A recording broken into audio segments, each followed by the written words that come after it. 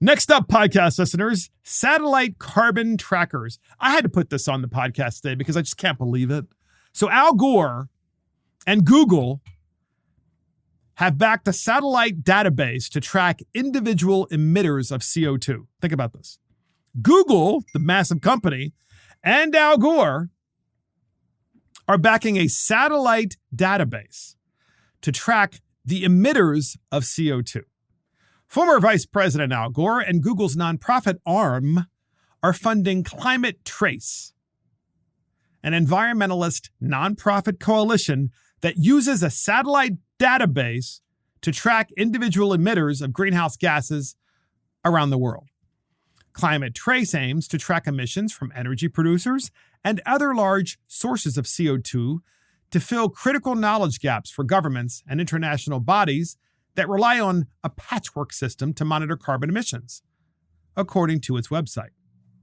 The nonprofit coalition uses satellite imaging, remote sensors, and artificial intelligence to track greenhouse gas emissions from electricity generation, manufacturing, and road traffic.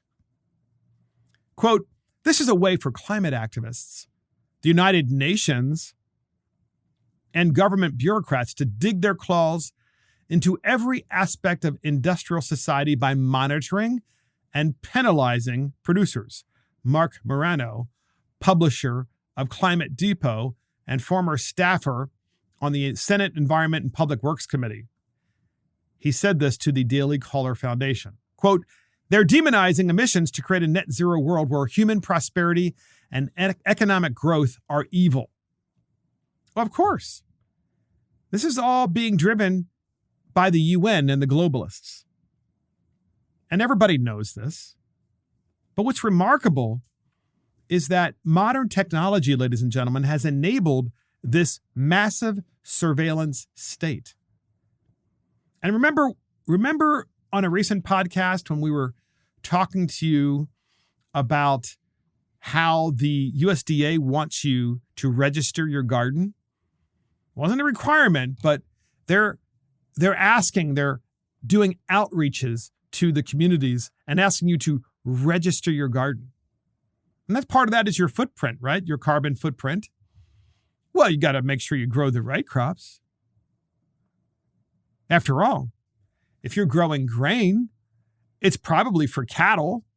And we don't want you to be feeding cattle because of the flatulence. And we don't want you to be eating meat because we want to tell you that you shouldn't be able to do that. And we're tracking you with the Google tracking system because you are a big CO2 emitter.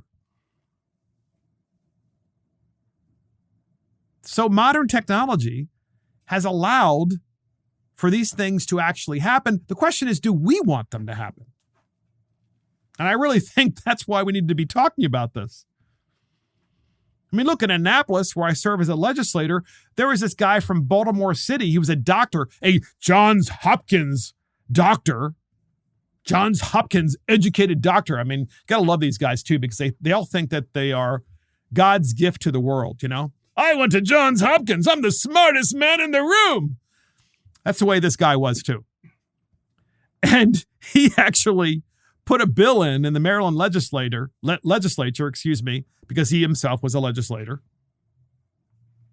put a bill in to measure your carbon footprint on your electric bill. So in other words, if you used X amount of electricity per month, then you would actually be given a carbon footprint score. So for every kilowatt hour, let's say you would get a 1 carbon footprint associated with that. If you used a lot of those, it would just keep adding up.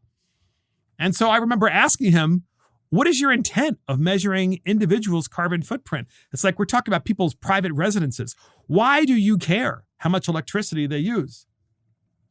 And he was like, well, because I just think it's good information to know. You know, I mean, of course, this really arrogant, completely arrogant idiot who just always made it clear that he went to Johns Hopkins and he was smarter than everyone else, and he wanted to measure your carbon footprint because he thought he had the right to know how much electricity you used in the privacy of your own home. These are the same people now that want to track carbon from satellites. They want you to register your garden. They want you to stop eating meat. They want you to stop using leaf blowers because they're bad for the climate. Can't make this stuff up. It is true. And then Biden goes out there right before the election. And what does he say? He says he's going to shut down coal. Listen to this. We have the clip. Here it is. So it's going to become a wind generation. And all they're doing is going to save them a hell of a lot of money, and using the same transmission line they transmitted the coal-fired electric on. We're going to be shutting these plants down all across America and having wind and solar. So, look, it may be the policy of the Democrat Party that they want to shut down coal plants. That clearly is their policy. But it's never enough, because they want to now track all carbon from the sky. So they're going to be surveying from satellites your home from the sky. They're going to be surveying your gardens. They're going to know how much food you're creating on your own property. They're going to be asking you how much electricity you use on your electricity bill. You know, how much do you spend? How much carbon are you emitting? Where are you buying your electricity from? That's why I have always opposed these policies, because the Democrat Party never knows when to stop. If they really wanted to fix carbon emissions, they would promote all forms of energy, and they would also fund, maybe through grants, okay? Innovation, right? Fine. Give universities, give private sector companies small grants to go and pursue new technologies that could replace and make cleaner our planet. I'm all for that, okay? Those are grants that I'm talking about. But then let the best technology win. That's not what the Democrats want. They want a complete and utter surveillance state, and they want to shut you down from being able to use any kind of power, as I see it, whatsoever, because they don't even want you to have a garden without them knowing what you have in your garden. It's really strange, this surveillance level that they're going to in the Democrat Party. Well, Joe Manchin obviously was absolutely upset at Joe Biden's comment about how he's going to shut down the coal plants. And so Senator Joe Manchin demanded President Joe Biden apologize, for promising, while on the campaign trail, to shut down coal plants all across America.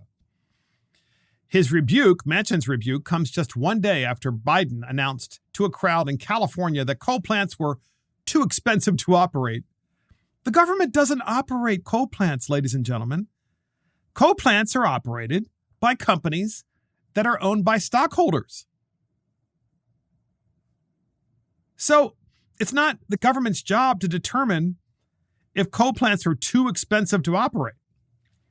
And so, of course, Biden is like, yes, and when we shut them down, the coal plants, we're going to replace them with wind and solar. And that's how we're going to generate our power. And of course, we see how that has worked for Germany and Europe. Now that they have been cut off from natural gas from Russia, they can't power their economies with solar and wind, can they? No, they can't. So Manchin was really upset over this. But the fact of the matter is, you have to ask yourself the question, well, then why is Manchin still a Democrat? If we have a United States Senate that's very likely to be 50-50 again,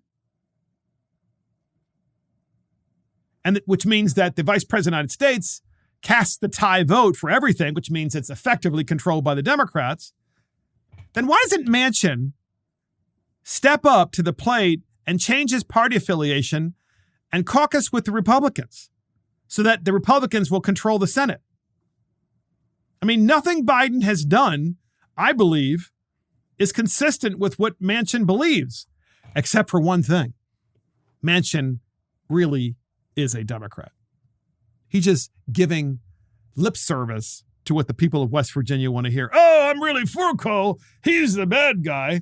I'm not sure I buy it with Manchin.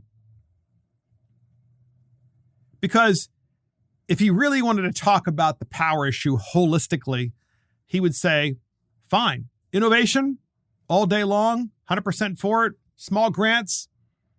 Let's put out 1,000 grants across the United States. 1,000 small grants to companies that want to innovate and create new ways of getting rid of CO2 emissions. But not to curb human activity, not to lessen our lifestyle. Find a way of making our way of living better and greater and more pleasant and more prosperous, more luxurious. That's not the Democrat way, though. Democrat way is to make you more miserable. Because if they can make you more miserable, ladies and gentlemen, if they can, then they can control you. Then you become dependent. And when you become dependent on the Democrat Party, you will be a Democrat forever, because that seems to be the way it works across the planet and throughout history. Marxism works when you can get people when you can disarm them and make them dependent. Why else would you want to track their emissions from space? I mean, once you track it and you learn it, what are you going to do about it? Oh, I'm sorry, Mr. Fisher. We saw emissions coming from your chimney, and it appears that you were burning wood in your chimney to keep warm. Or you just wanted to have a nice fire in your family room, in your fireplace, while you watch TV, and we don't allow that anymore on the planet. You're not allowed to do that. So therefore, we're going to take your property from you, or we're going to put concrete in your chimney to prevent you from using it. I mean, when you think about it, what else are they going to do?